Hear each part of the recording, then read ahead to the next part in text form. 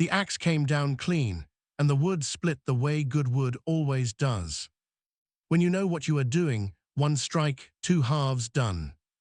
Rail Dunning set the axe head against the stump and straightened his back.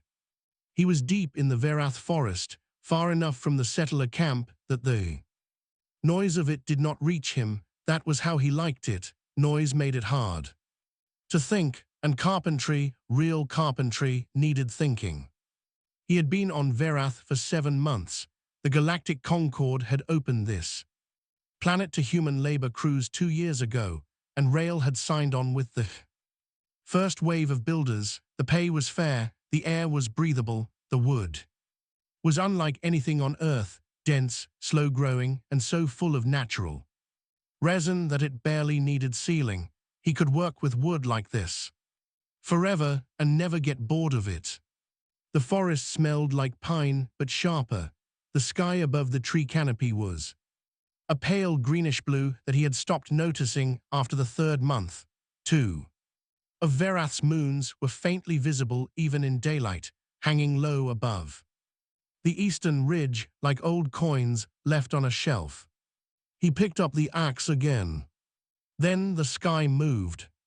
Not clouds, not wind. Something tore through the upper atmosphere at an angle that left a burning line across the green-blue like a scratch on glass.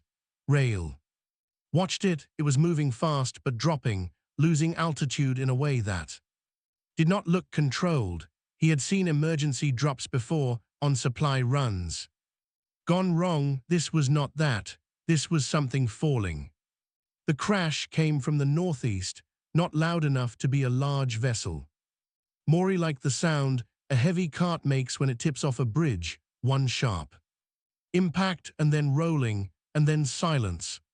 Rail stood still for a moment. He picked up his tool bag and went to look.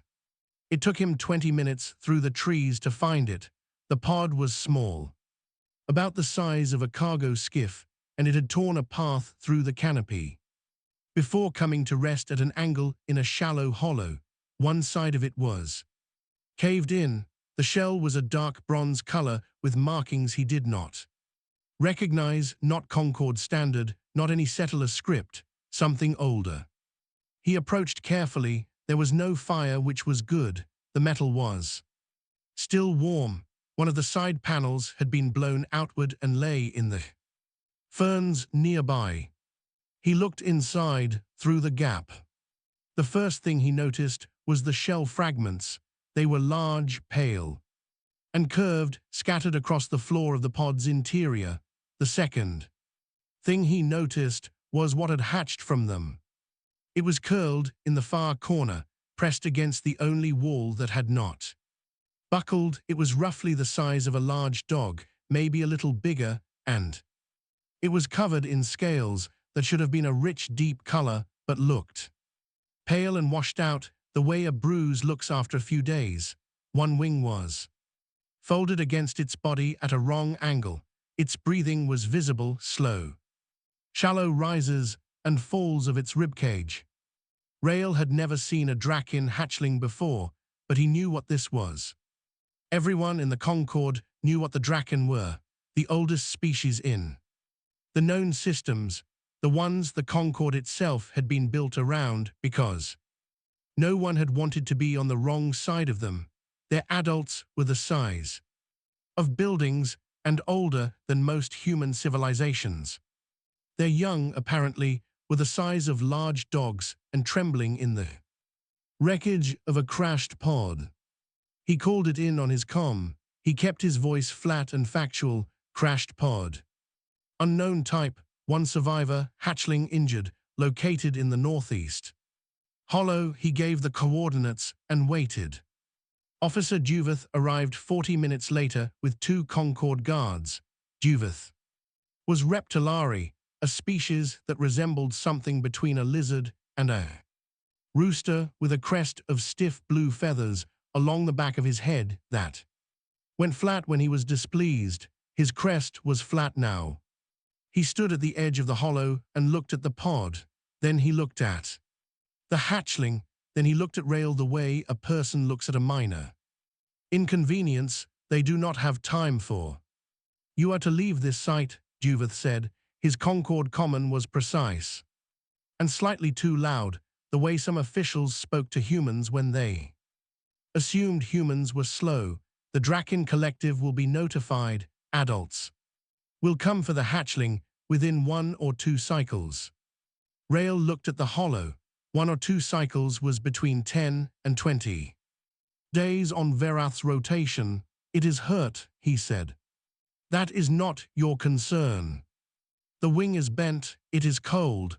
The nights here drop to near freezing. Juveth's crest flattened further. Human, you do not have clearance to interfere with Draken affairs. This is not your concern. This is not a human matter. You will leave. He turned, and the guards turned with him, and they walked back through the trees toward the transport. Rael heard the transport lift and go. He stood alone in the hollow with the sound of the forest and the shallow breathing of something very small that should not have been alone. He did not leave. He crouched at the edge of the gap in the pod's wall and looked at the hatchling again. It was still pressed to the far corner. Its eyes were closed. One nostril flared slightly with each breath. Rael set down his tool bag. He unzipped his outer jacket, heavy canvas, worn at the elbows, still warm from his body. He moved slowly and carefully through the gap, keeping low, moving without sharp sounds. He crossed to the hatchling and laid the jacket gently over its back, tucking the edges under as best he could without touching the bent wing. He stepped back. The hatchling opened one eye. It was the color of old gold, and it was very large, and it looked directly at him. Rael met it without flinching. He had built things in rough country before. He had worked next to species who could have crushed him without effort. He had learned that most living things, when they were hurt and afraid, did not want noise or movement. They wanted to know that the thing near them was not going to make anything worse. He kept still. The golden eyes stayed open and watched him. "All right," he said quietly, "I am not going anywhere." He sat down with his back against the pod wall, close enough to be present, far enough to not crowd it, and he stayed there as the light through the canopy shifted, and the Verath afternoon began its slow fade into evening. He would need materials. He would need to think about drainage, about insulation, about the angle of the prevailing wind in this hollow. He would need Bren to bring the supply cart early tomorrow. He had built homes in harder places than this. He started planning. Bren found out the same way.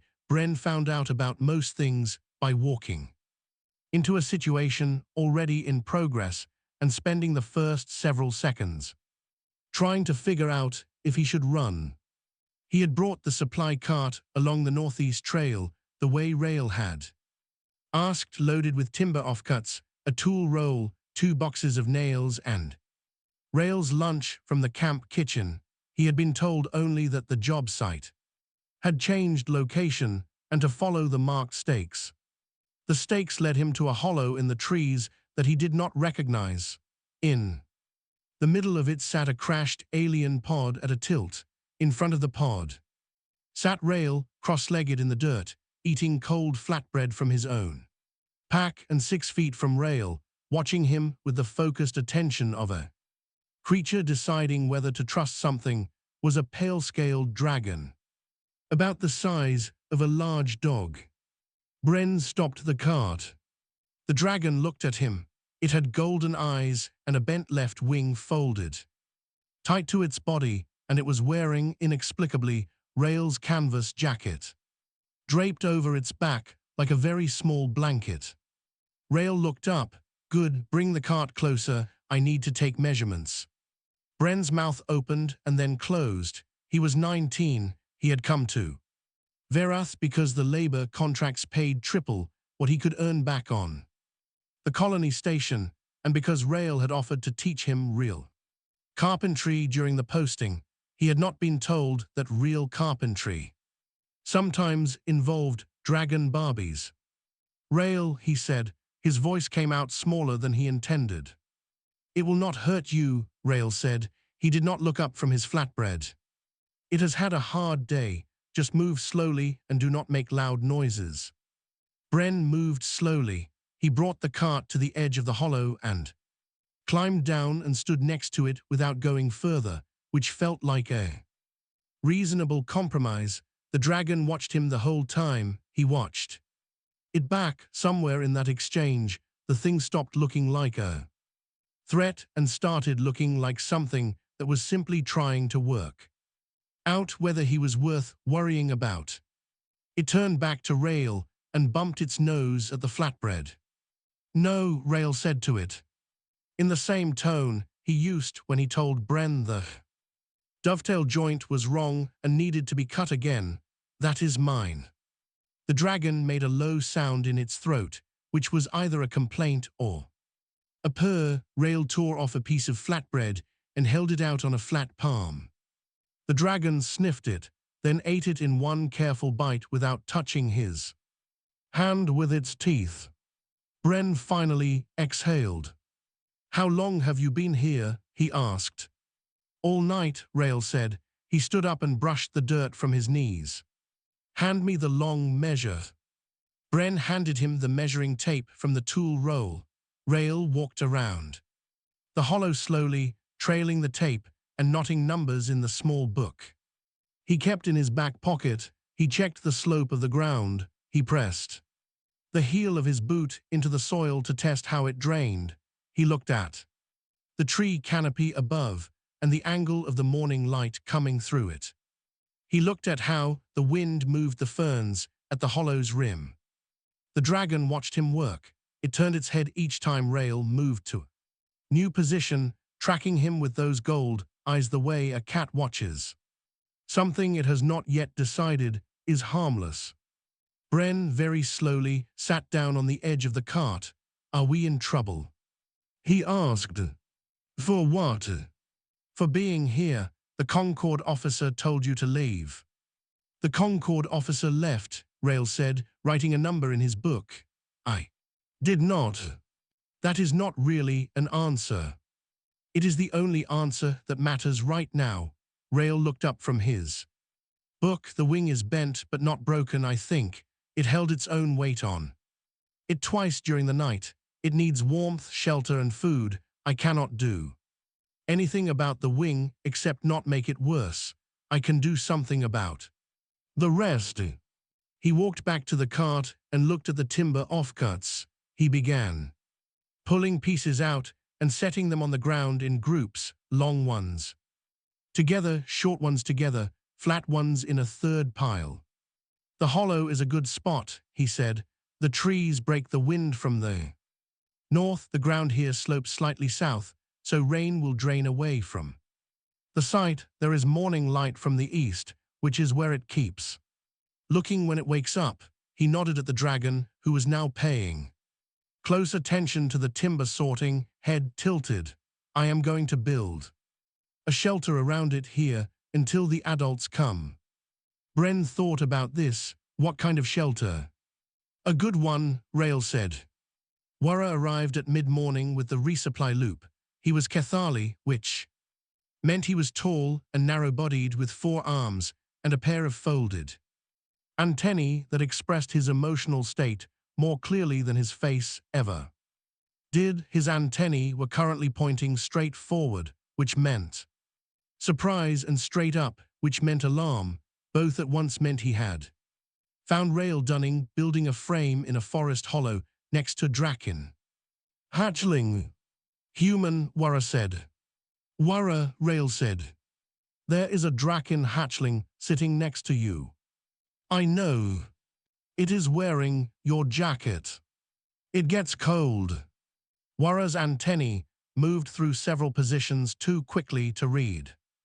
Individually, he looked at the hatchling. It looked back at him, tilted its head, and made the low throat sound again.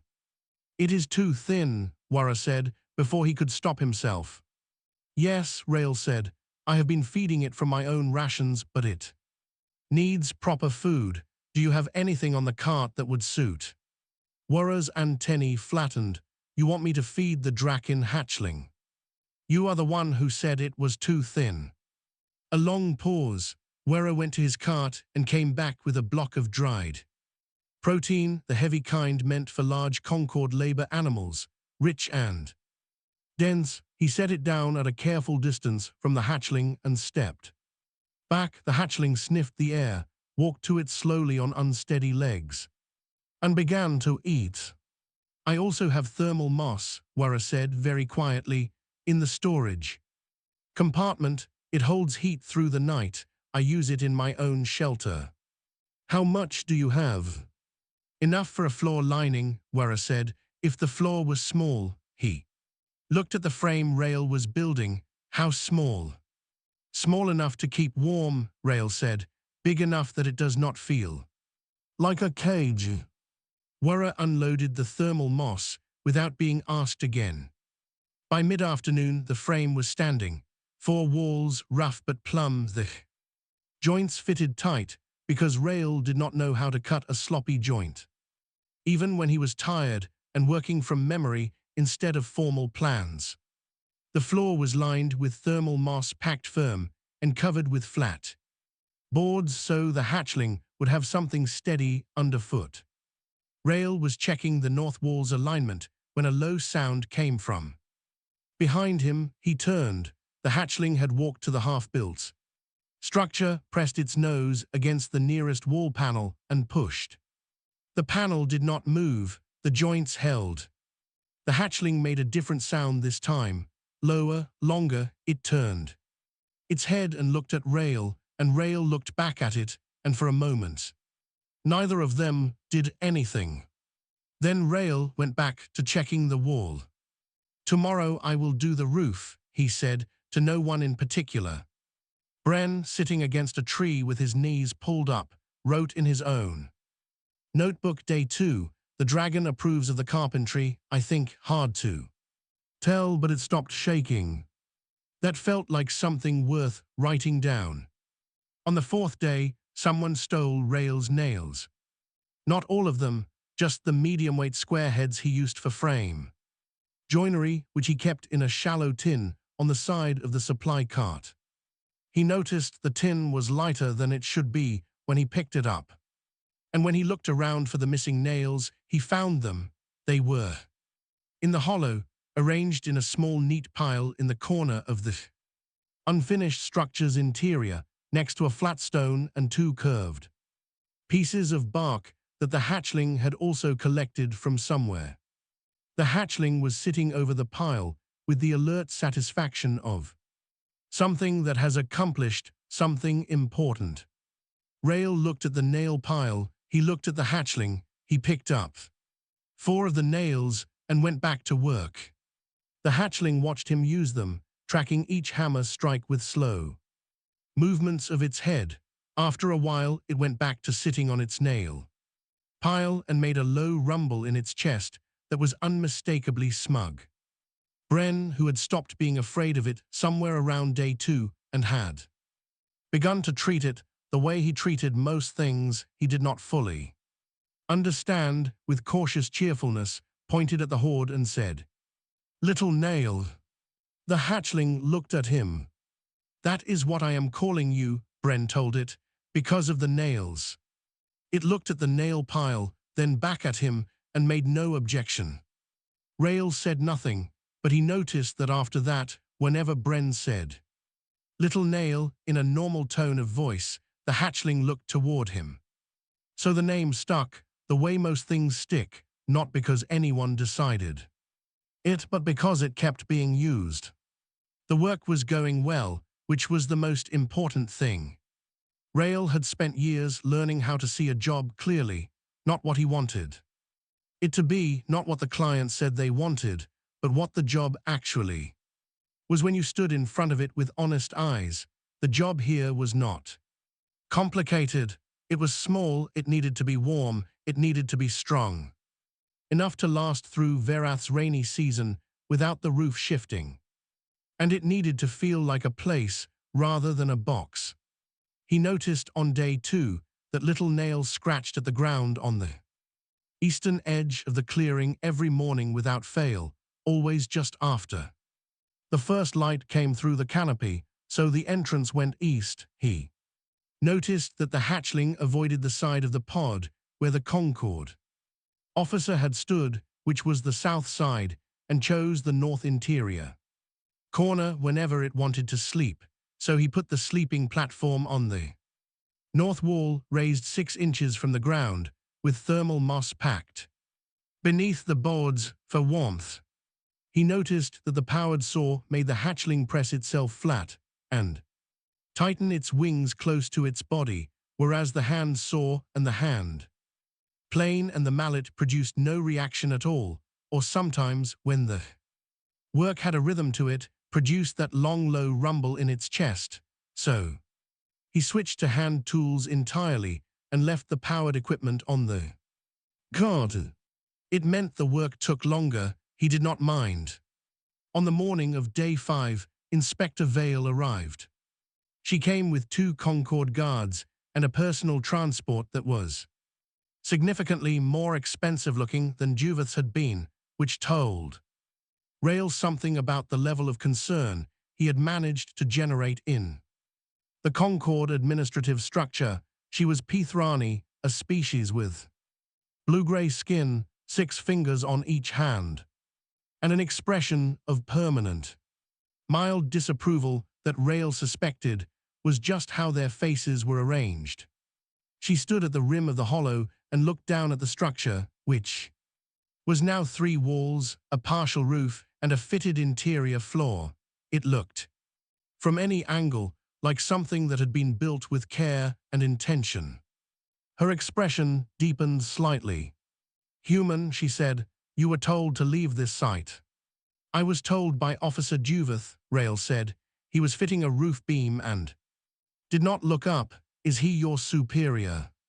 "That is not the relevant point. You are interfering in a Draken matter without authorization.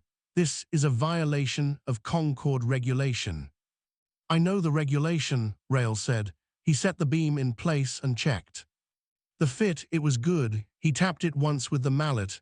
"I am not interfering with the Draken. I am building a structure on a Concorde frontier settlement planet, which is what my labor contract says I am here to do." A silence. "You are building it for a Draken hatchling," Vale said. "The regulation specifies interference with Draken affairs. It does not specify building materials or intended occupants."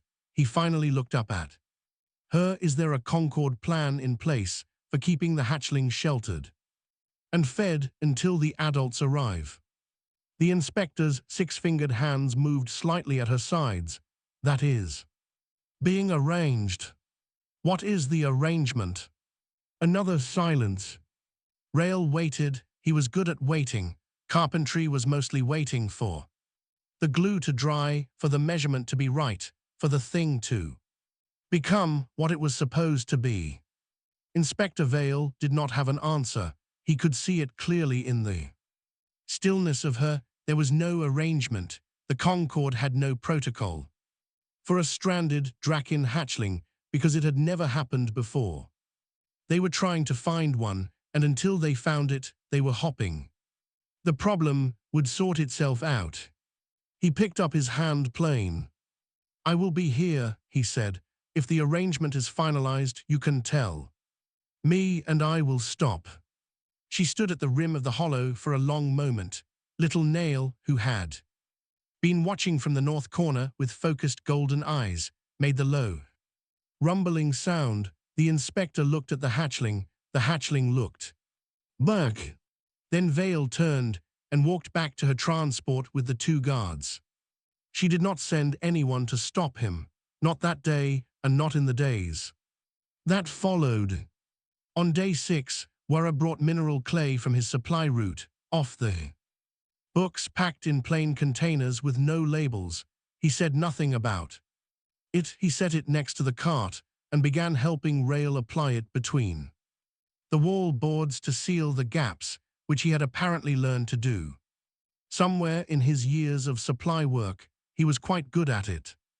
Bren, meanwhile, had discovered that Little Nail would play a version of a stacking game. If you set off-cut blocks in front of it, the hatchling would knock them down first, with great deliberateness, and then slowly and carefully stack them back up in a different order.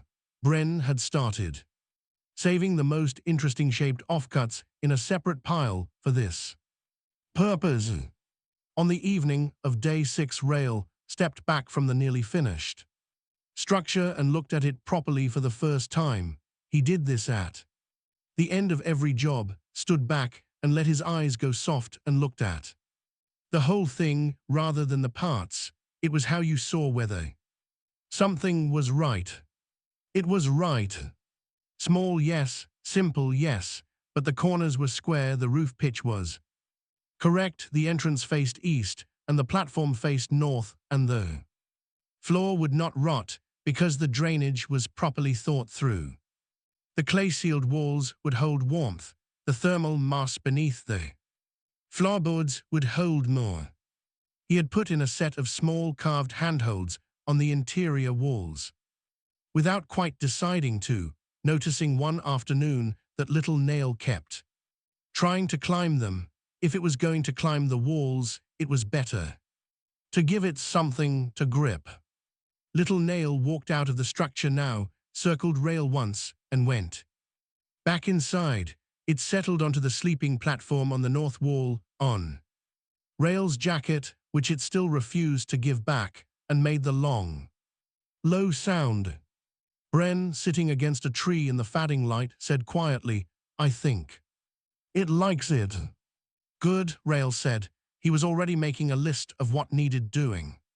Tomorrow, the drainage channel on the south side could be better, and there was a cold gap along the north wall that bothered him. A thing worth doing was worth doing until it was properly done. The birds stopped first. Verath had a species of small red-winged flyers that lived in the canopy and made noise from before dawn until well after dusk. They were constant. The way background noise in a busy camp is constant, not something you notice until it is gone. On the morning of day 7, they stopped. Rail noticed. He set down his chisel and stood up slowly. Little Nail was already on its feet. It was standing in the entrance of the finished structure, facing east, its pale scales pulled tight, its head lifted in a way Rail had not seen before. Not fear, something older than fear, something that recognized what was coming. The trees at the rim of the hollow bent. Not from wind. Wind comes from one direction. This came from above.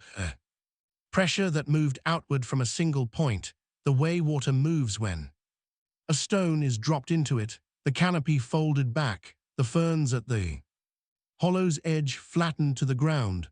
A shadow fell across everything, large enough and dark enough that, for a moment, Rail thought the light had simply gone out.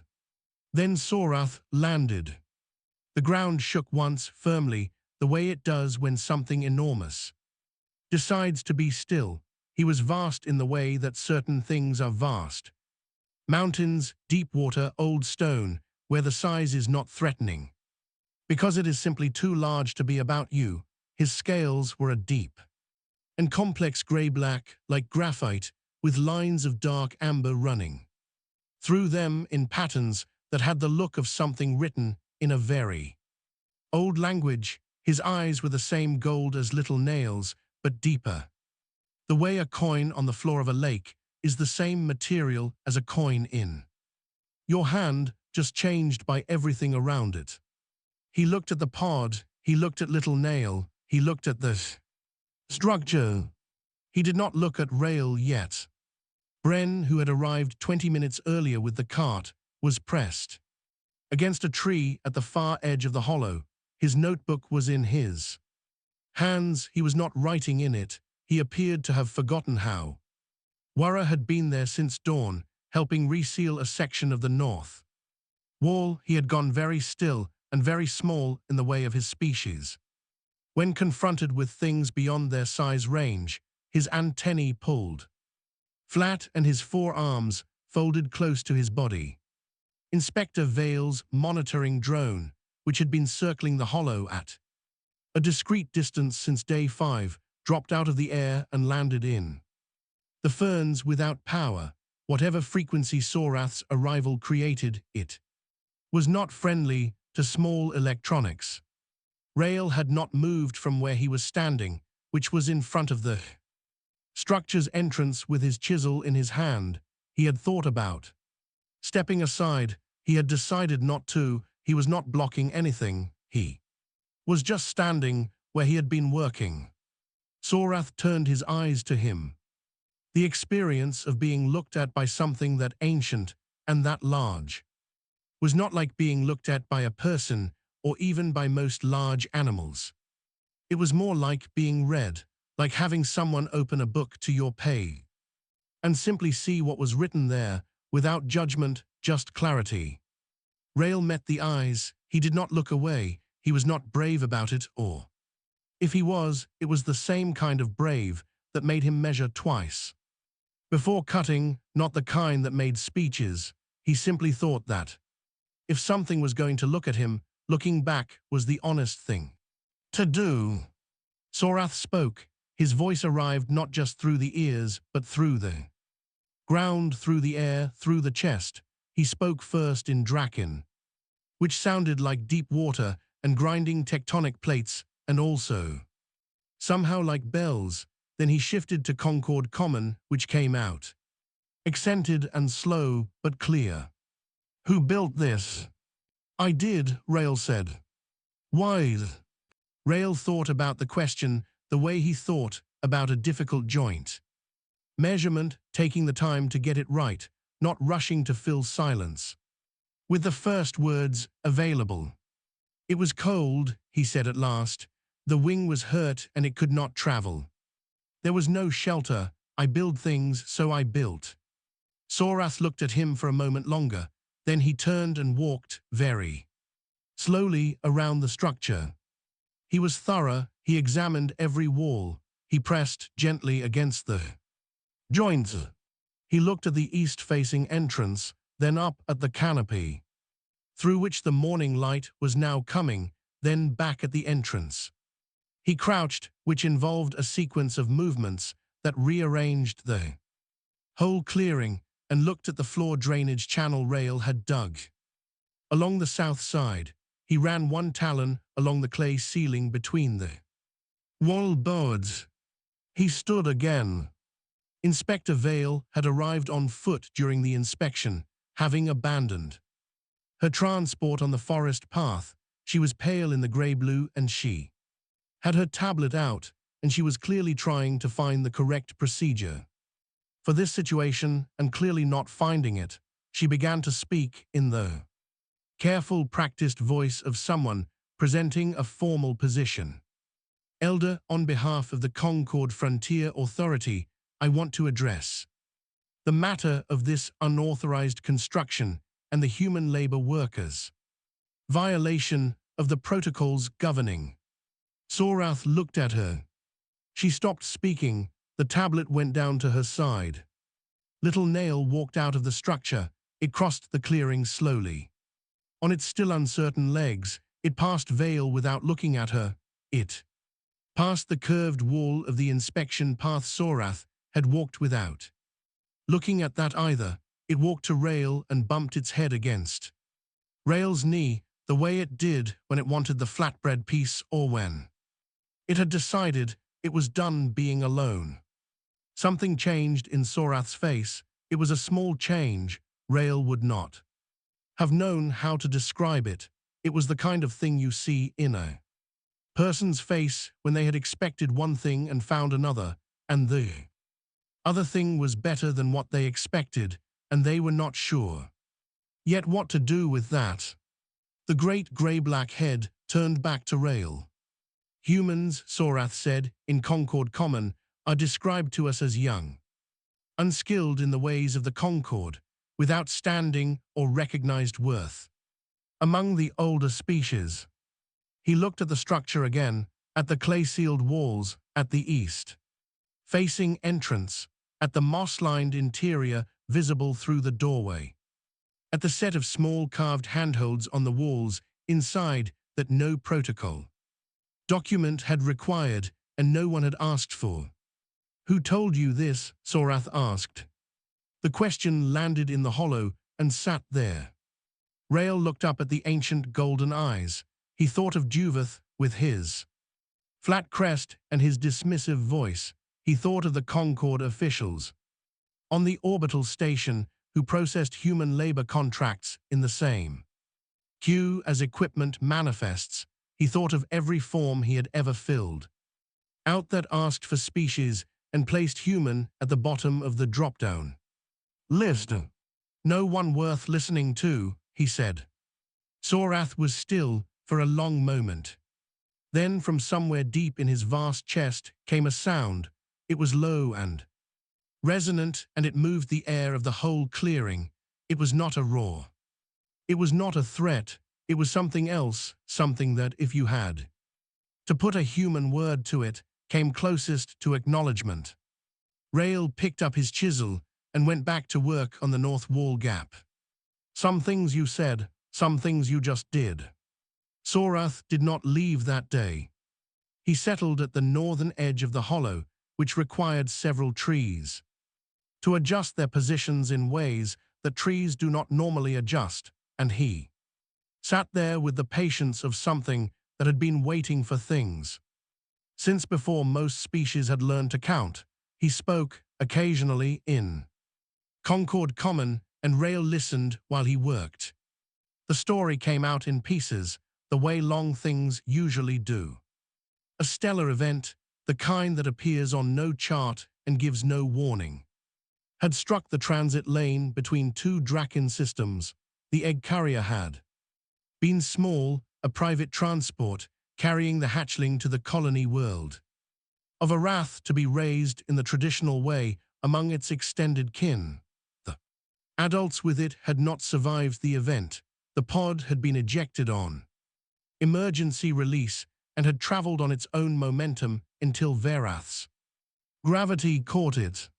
The Draken Collective had known something was wrong when the carrier stopped sending. Finding the hatchling had taken days. Finding it alive had not been expected. Sorath looked at Little Nail when he said this.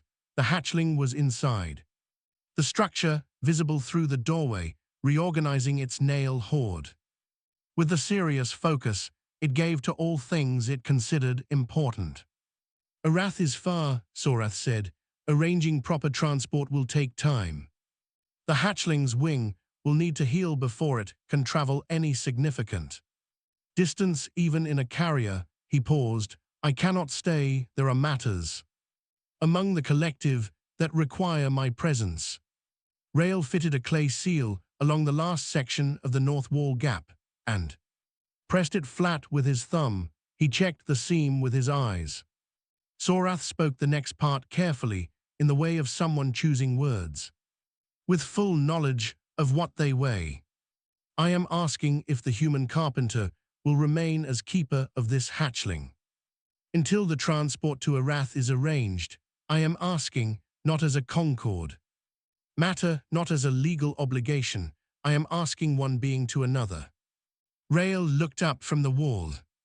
He had not expected that, not the content of it. He had already decided.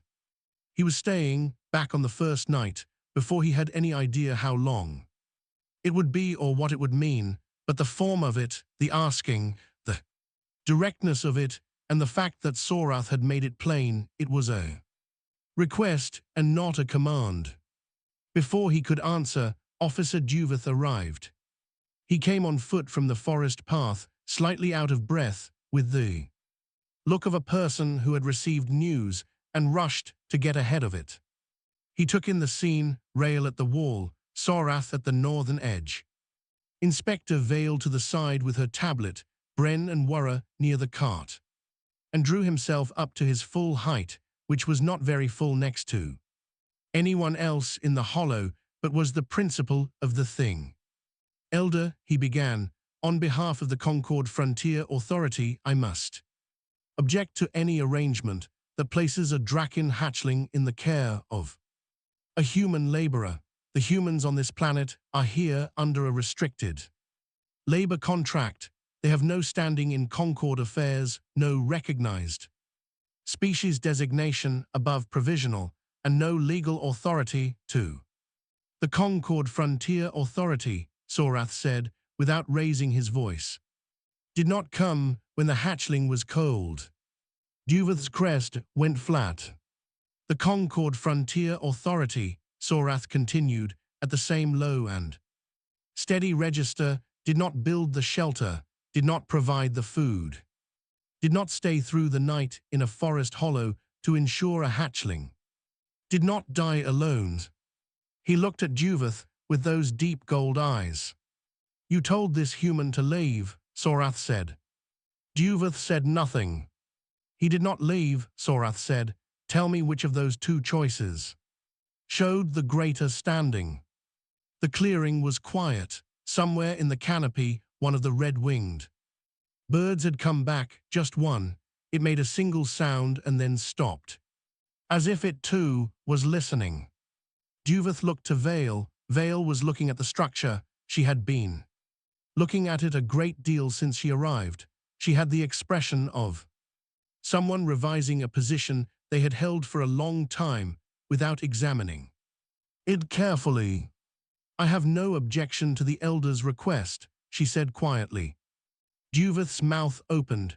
Then he looked at Sorath again, and his mouth closed. Rael had been holding his trowel the whole time. He set it down on the edge of the cart carefully. He looked at Sorath. Can I keep working? He asked. The drainage channel on the south side is not quite right, and there is still the north wall gap. Wara made a very quiet noise that could have been a laugh. Bren looked at his notebook, looked at the ceiling of trees, and pressed his lips together firmly. Sorath looked at Rael. The great gold eyes held something in them that was difficult to name. It was not humor exactly, and it was not surprise exactly. It was the look of something ancient finding something that still managed, after a very long life, to be unexpected. Yes, he said, you may keep building. Rael nodded and picked up the trowel. Then I will stay. Duveth left. He did not say anything else. His transport could be heard lifting from the forest path some minutes later. That evening, Wara produced from his supply cart a covered container that smelled extraordinary and turned out to contain a full Kethali warm meal, which was the kind of food Wara's people ate at significant events. He set it out near the cart without explanation, in a quantity that was clearly intended for more than one person. Rael and Bren ate without being asked twice. Wara ate standing up and watching the hollow with his antennae moving in the slow, calm pattern that meant, in his species, something like contentment. Rael found out later that Wara had gone back to his supply route that afternoon and told every contact he had about what was happening in the Northeast Hollow. The story had spread to 3 other species communities on Verath within 24 hours. This was not because Wara was a gossip. It was because he had seen something he thought other people should know about. He had told them simply, a human carpenter found a dragon baby alone and cold and hurt. The Concord said leave it. The human stayed and built it a home instead. The oldest living Draken elder came down from the sky and asked the human if he would stay a little longer. He said he would, but only after asking if he could fix the drainage. Most of the species who heard it did not quite know what to make of that last part. It was, across several cultural frameworks, either deeply strange or deeply correct. There was not much agreement on which. In the hollow, later that night, Rael sat outside the structure in the dark and listened to Verath's forest. The red-winged birds were back. The canopy, noisy again. The 2 moons were both up, casting a doubled pale light through the leaves. Inside the small house, on the sleeping platform, little nail was curled. On the canvas jacket, one wing folded carefully, the other stretched out. Slightly on the warm boards, its breathing was steadier now than it had been on the first night. The color was coming back into its scales too. A richer, deeper shade, no longer washed out and pale. Bren had asked him, the night before, if he had been scared when Sorath landed. He had thought about it honestly before answering. A little, he had said, but less than the first night. The first night, why the first night? Rael had been quiet for a moment, because the first night I did not know if it would make it to morning. Bren had thought about that for a while, and then written something in his notebook. Now in the dark, Rael listened to the forest and thought about drainage, channels and north wall gaps, and what kind of timber he would use for the final adjustments, and whether the sleeping platform would need raising. As the hatchling grew, it would grow. Already in a week it had filled out around the shoulders. It was going to be enormous one day.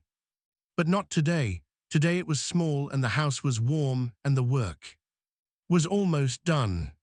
Almost. 3 weeks after the crash, Delegate Harron of the Human Settler Representation Bureau arrived on Verath for what his itinerary described as a routine review of labor conditions and housing compliance standards. He was a small, careful man with a nervous habit of holding his tablet in both hands, even when he was not reading from it. He had been briefed on the situation in the Northeast Hollow by Officer Duveth, which meant he had been told a version of events in which a human laborer had created a serious diplomatic incident through reckless disregard for Concord protocol, and that the situation had been barely managed, and that the delegate's immediate job was to appear, apologize, and prevent it from getting worse. He walked into the hollow and stopped. Rael was finishing a final coat on the exterior wood, working from a low stool with the careful slowness of someone doing the last thing and doing it right. Bren was sitting cross-legged on the ground near the structure's entrance, and little nail, significantly larger than 3 weeks ago, its scales now a rich layered gray-green with faint gold in the seam lines, was stacking off-cut blocks beside him with deliberate precision. Wara was asleep against a tree with his antennae folded. The finished structure sat at the center of everything, small and perfectly made, glowing slightly in the afternoon light, because the exterior wood of Verath was resinous, and the final coat had brought that out. Sorath was at the northern edge. Delegate Harron's prepared speech about diplomatic caution went entirely out of his head. He stood there holding his tablet in both hands and said nothing. Long moment, and no one in the hollow noticed him enough to break the quiet, which was comfortable and had the feel of something that had been going on for a while. Then Sorath turned his great head and looked at him. Harron stepped forward. He remembered enough of his training to give the respectful inclination and open hands. Sorath watched him do it with the patient attention of something that has seen a great many gestures of respect from a great many species and knows the difference between the form of respect and the substance of it. Delegate, Sorath said. Elder, Harron said. He was proud of how level his voice came out. I want to first offer the apologies of the Human Settler Representation Bureau for any disruption that the actions of our people here may have. The Draken Collective, Sorath said, will be submitting a formal record to the Concord Archive. Harron stopped. The record, Sorath continued, will document the following: that Draken hatchling was stranded on this world, injured, without shelter, or warmth or kin, that the Concord Frontier Authority, when notified, gave no material aid and issued an instruction to leave the site, that a human Carpenter, Rail Dunning, refused that instruction and remained that he built a structure suited to the hatchling's needs at no instruction and at no personal gain, that he kept the hatchling fed, sheltered, and safe for the full duration until the collective could arrange proper response. That he did all of this without standing, without recognition, and without any framework in Concord law that required it of him. Sorath looked at Rail, who was putting the last coat on the window frame, and had the careful eyes of someone not listening to a conversation about himself, which was the exact look of someone who was. The Concord classifies humans as a pre-integration species of indeterminate potential, Sorath said. He let that sit for a moment. I believe this classification should be reviewed. Harren looked at Rail, he looked at the structure, he looked at Little Nail, who had finished the block stack and was now watching him with gold eyes that were tilted slightly sideways in the specific way that meant a Draken was doing its own assessment. He slowly put his tablet into his bag. The transport for Arath arrived the next morning. It came down in the large clearing half a kilometer east, too large for the hollow itself, a proper Draken collective vessel, dark bronze, with the markings of Arath's colony on the hull, 2 Draken of middle age. Came with it kin of the hatchling, who looked at Little Nail with the careful, soft attention of people who had been afraid of news and had received better news than expected. Little Nail did not go to them immediately. It went around the structure 3 times slowly. It pressed its nose to each wall in turn. It went inside and came back out. It went inside again and stayed there for a while, and no one went in after it, and the hollow was very quiet. When it came out again, it went to Rail. Rail had been standing at the side of the hollow with his tool bag in his hand and his jacket, the old canvas one, the one that had started all of this, nowhere to be seen because it was on the sleeping platform inside, and he had stopped trying to get it back around day 3. Little Nail crossed to him and put its head against his chest. Not a bump. This time a hold. It stood there with its head pressed against him, and it made a sound that no one had heard it make before, low, sustained, with a resonance in it that seemed to come from somewhere older than the body making it. Rail put his hand on the side of its head, between the small ridged horns, the way he had done on the first cold night. You are going somewhere better, he told it. You are going somewhere you belong, and you are going to be enormous. You are going to be absolutely enormous, and this house will be far too small for you, and that is how it should be. Little Nail stood there one more moment. Then it turned and walked toward the transport path. It stopped once at the rim of the hollow and looked back. Then it went. It took 3 nails from the horde with it. Everyone noticed. No one said anything. Sorath lingered.